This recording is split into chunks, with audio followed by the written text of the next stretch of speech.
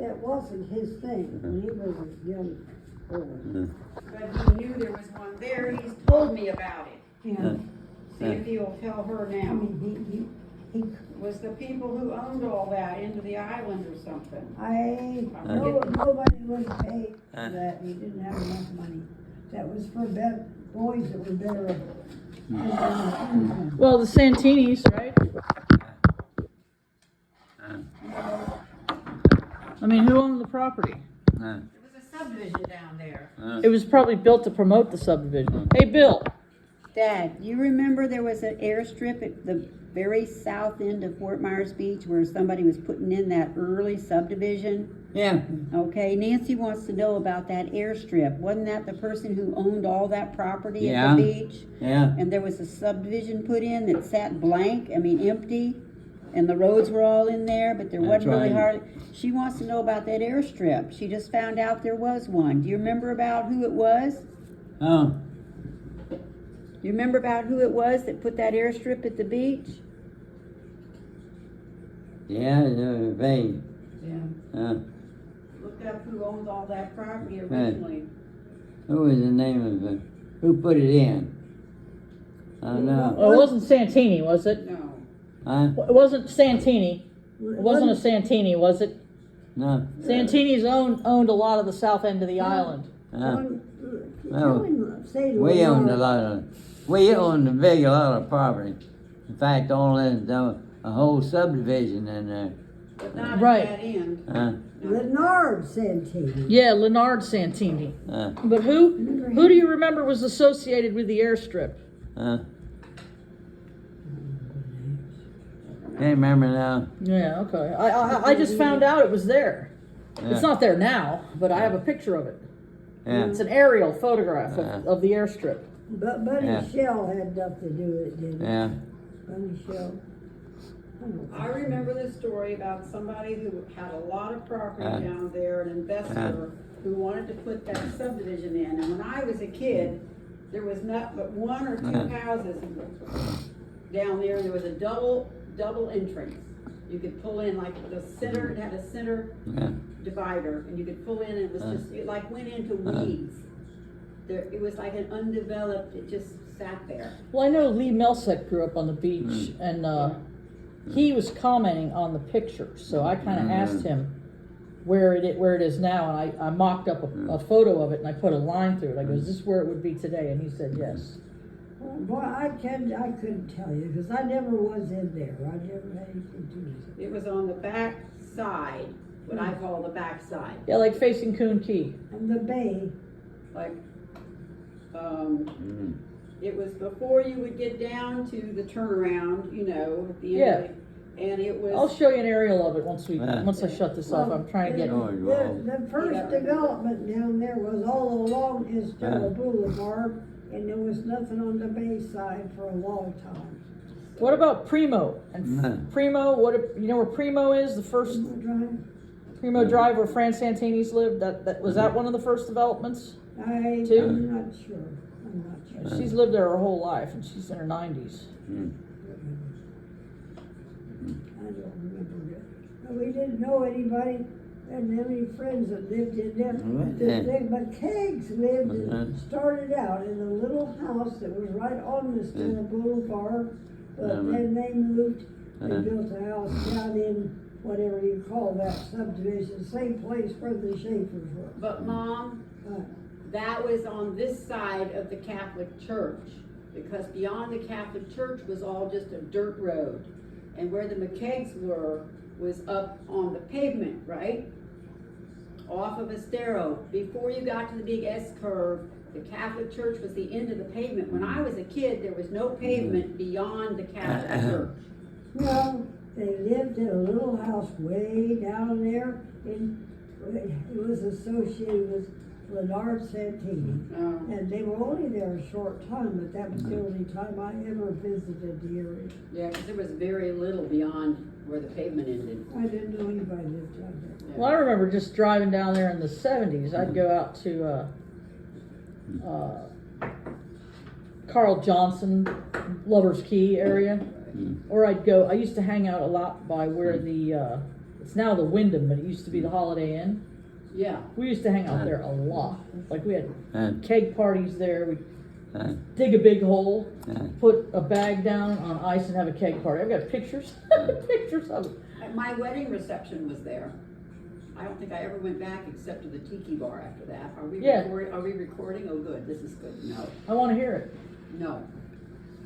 I'll shut it off. No. uh, You want me to shut it off? I, I want to hear about your wedding reception. Off the record. Is it bad? no, I just didn't ever go back to the Holiday Inn.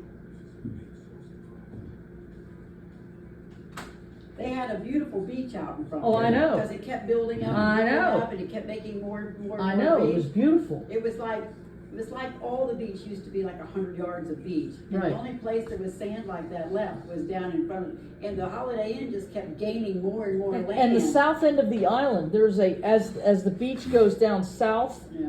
there's a giant sandbar that goes, like, if you're not paying attention, like the water or the shoreline will land and then end, and then there's this sandbar. When I was a kid, we'd go down to where the Santini Pier had fallen in and all, way down at the end, and that sandbar, which is now part of the mainland, would come out at low tide. Yes. And we would go, everybody at the beach, like if it was really low tide, you'd go down there and walk on those flats, and that's where we picked up the live Panama shells. Yeah.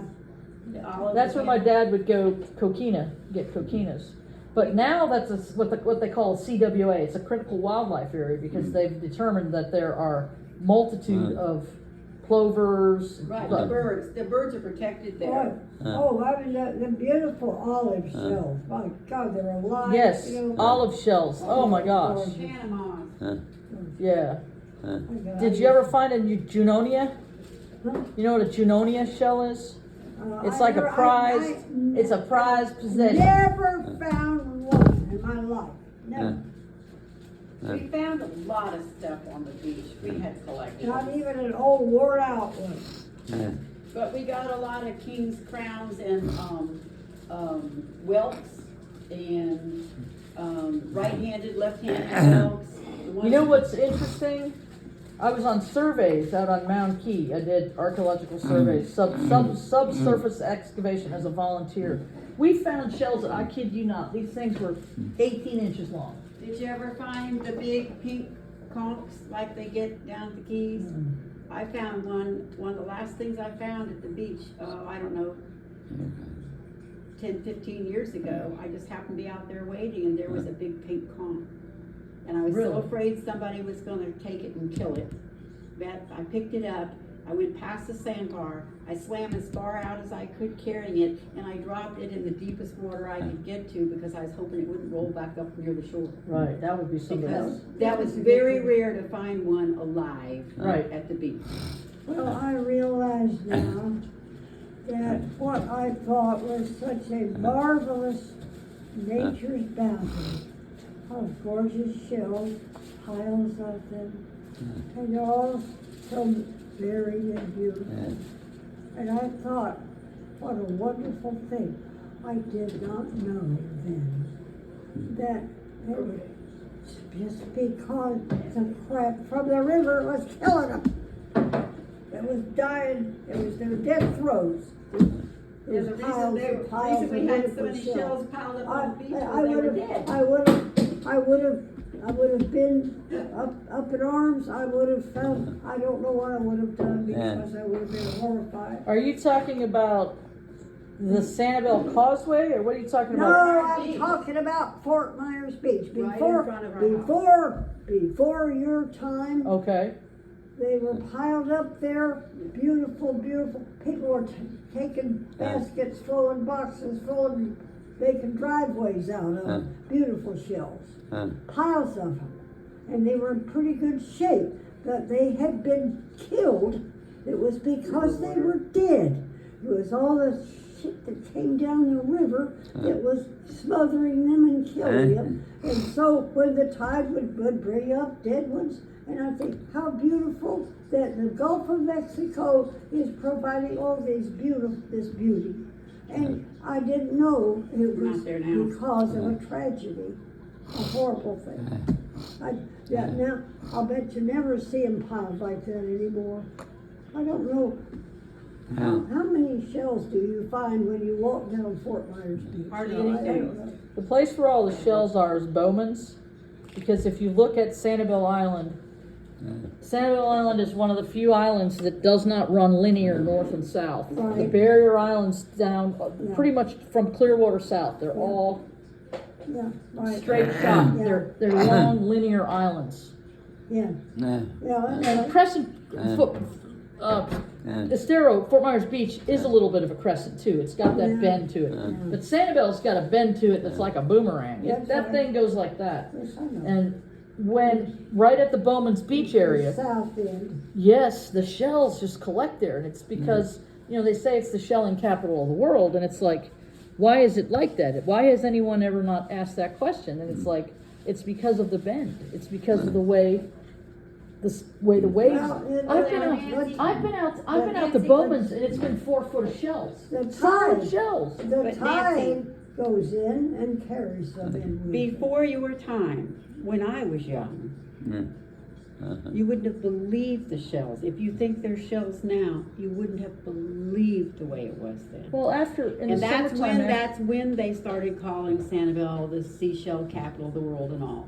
The quality of the shells, freshly killed and colorful and not broken. Right. The piles of them, it's not anything like that. Well, I've now. seen it back in the 80s when I'd go out there. I'd see it after huge You storms. should have been Summertime there. storms, there'd be Hey, just piles. I was first there in the 30s, summer of 39, I guess it was 1939. Hit the March City Cold. We arrived at Fort Myers in we lived at Bonita Springs in my uncle's house, and we went to the beach. And I was thrilled to death with the beautiful shells and all these conchs, beautiful fighting conchs, washed up on the beach, and they were still alive, but they were dying. And I took them home and did what they told me to do and saved them. And we went from there to Miami, and I was enrolled the next year in the 8th grade, and we had a science class, we all had to have a project, and my project was to make my collection of shells, name them. My dad made me a box this big, and we lined it with velvet and made a cover of glass, and I donated it to the school in Miami. Really? But anyway, they were so beautiful. Now, this was when they first started really coming in out there. The stuff had to come down the river, and it had to spread, and it had to be spread, and then you had to have storms that would dig down and bring that back up. See, and then this was when they just got going good, was in the late 30s. Let me ask you this. When your memory of going to the beach when you're in Bonita, so you would go down to Bonita Beach Road and there was no bridge there to Fort Myers Beach, right? Oh, there wasn't even a road on Bonita Beach. Okay. You just went down to where you could park the car and walk down to the beach. Okay. And if you wanted to go down, up or down the beach, you had to go down and walk on the beach. Right. There was nobody living there. There was nothing. Well, I It know was that pristine. the bridge from the Santini section, southern end of Fort Myers Beach, Yeah. to Lover's Key, the next island, that didn't go in until 1967. No, that's about right. That didn't go in until 67. That's right. Because we couldn't do that when we lived at the beach. It went in after we left. We left in 63. It went in after we left. The one to Sanibel and the one to Bonita, they all went in after we left. I think the Causeway go in 60 or 63. To Sanibel? Yeah, I think it was 60. Did it Well, go in 60? that Yeah, maybe we took the boat over there once or twice. We never went We regularly. gotta go out in the boat soon. well, we knew Art Marshall then. So, look, I remember because when I was in high school, we got to drive down to the beach. We thought it was so great to go down to the beach, go down the causeway, stop at the bridges and the sandbars and all, whatever, and go all the way to Bonita and go to the Bonita beach. And sometimes we'd go out to 41 and come all the way back, make a whole huge circle. Yeah. It was like we were out just, That was back when there was no traffic. we were just cruising, right? Yeah. But we would never go to Bonita Beach until the causeway went in. We'd just go to Fort Myers Beach. When they put the causeway in, it was a whole new place to go down and play. Right. Well, remember, And I got Well, there was Black Island. and we went Lover's down, Key. what's the one at Bonita Beach all the way at the end? Carl Johnson. No, all the Barefoot way, Beach. all the way down to Bonita Beach, and then from there down along to the pass. Big Hickory.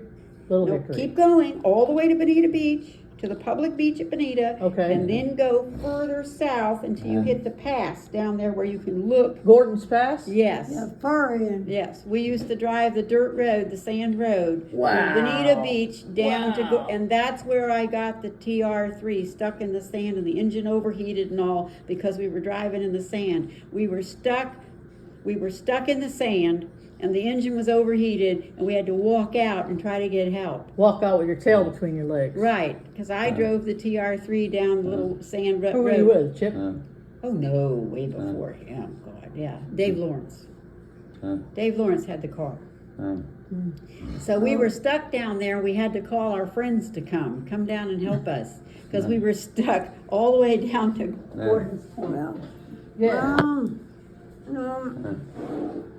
well, I was on the airstrip at Evidence. You do it for You know, I want you to, No, you have to pick your stuff. Well, you put the lettuce in there. you know, Perry Snell paid.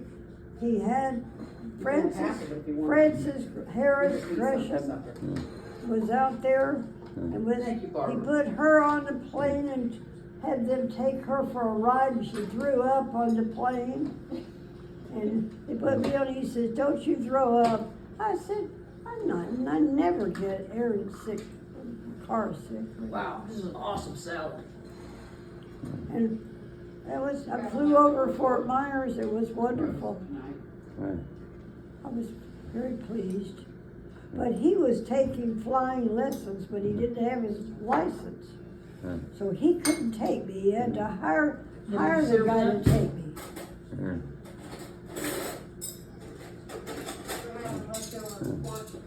What are you serving right now, sandwiches? Yes. No, Francis threw up on the plane. Who's Francis?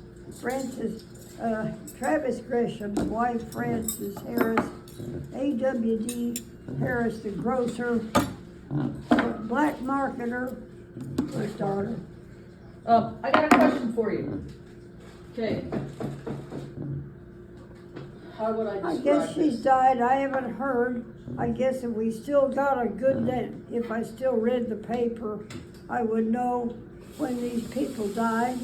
But because I don't read the paper, I don't know. So I have a question. Across the street from the Coca-Cola bottling company, I don't okay? Picture across the street from the Coca-Cola bottling company.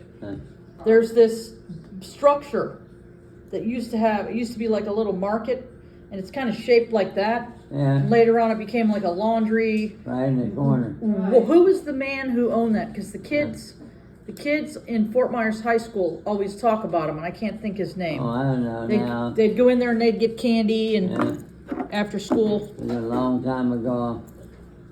And you remember Sam Posner? Huh? Yes. Sam Posner, American American Department Variety. Store? Certainly. American Variety. Are you?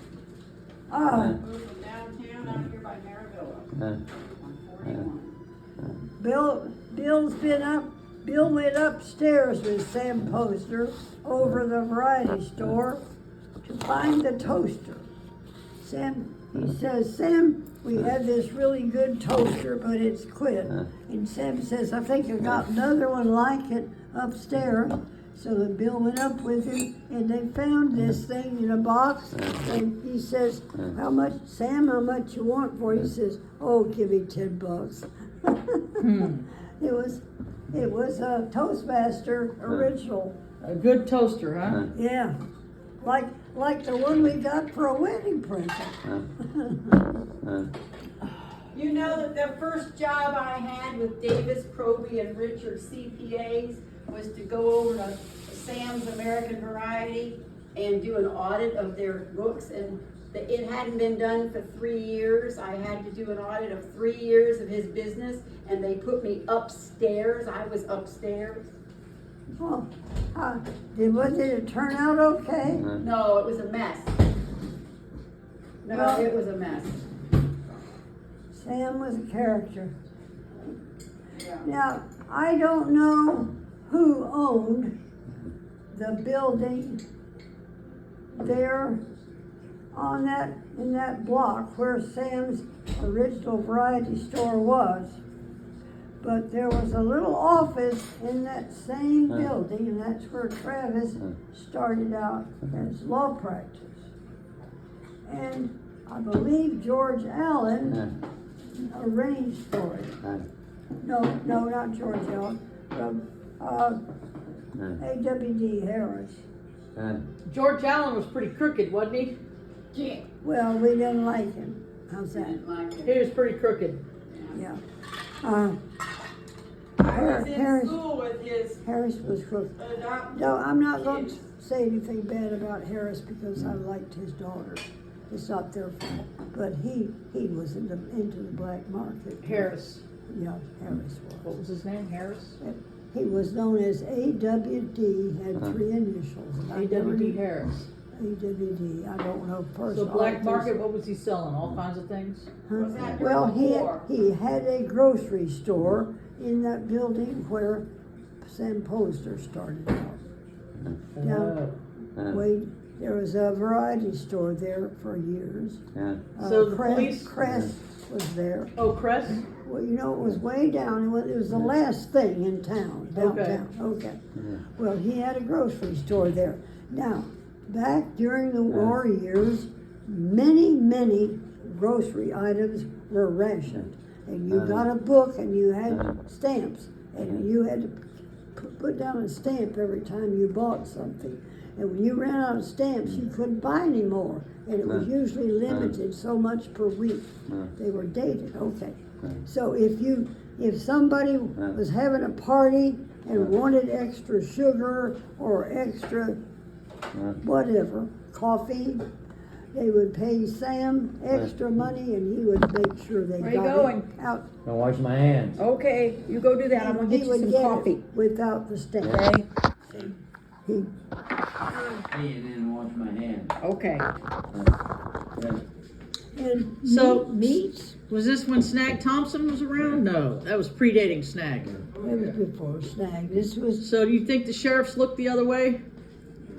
They had to. Oh, well, sure. I mean, nobody even thought about, it was a secret, you know. I mean, I wasn't supposed to know about it. My mother, people said to my mother, why don't you do such and such? And she says, no, I won't. She would not buy from him. Well, oh, really? She wouldn't buy from him? Jeez. What? It was against her morals. Right. Understood. No, she was patriotic. Right. But it's against her morals to be cheating. Well, yes, and it was also against Mother and Dad's feelings of patriotism. If it was for the war effort to back our boys who were out there losing their lives, you obeyed the law. Well, he made a lot of money, and he didn't have any sons, but he wanted You're his cooking daughter. something that smells like it might be burning. I'm just doing his toast. I'm toasting his sandwich. He was promoting his daughters to have a good marriage with somebody that would provide well for them.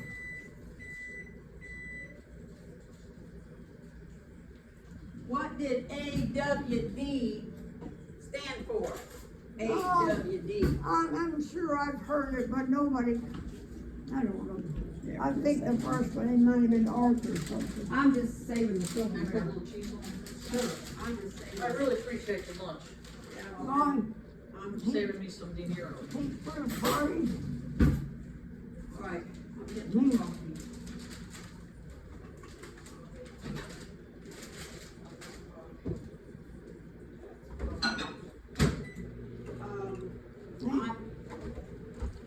He would throw parties at the country club for his daughters, and he would provide liquor for the boys. And what do you think that did? Well, you're sitting over there. Do you need to sit over here? Why? Because you've got your cushion here and everything. Do you want to sit here?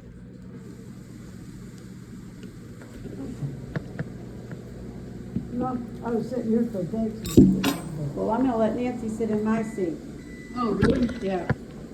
Because I'm gonna go in, they've got the, qualifying for the race tomorrow. Well, I'm sure. The race is more important than hanging the pictures. Right, it's your turn. See?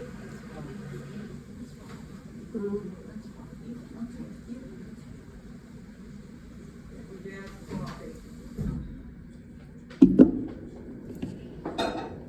Oh, but Travis Gresham would not have been allowed, would not have been able to afford an office like this.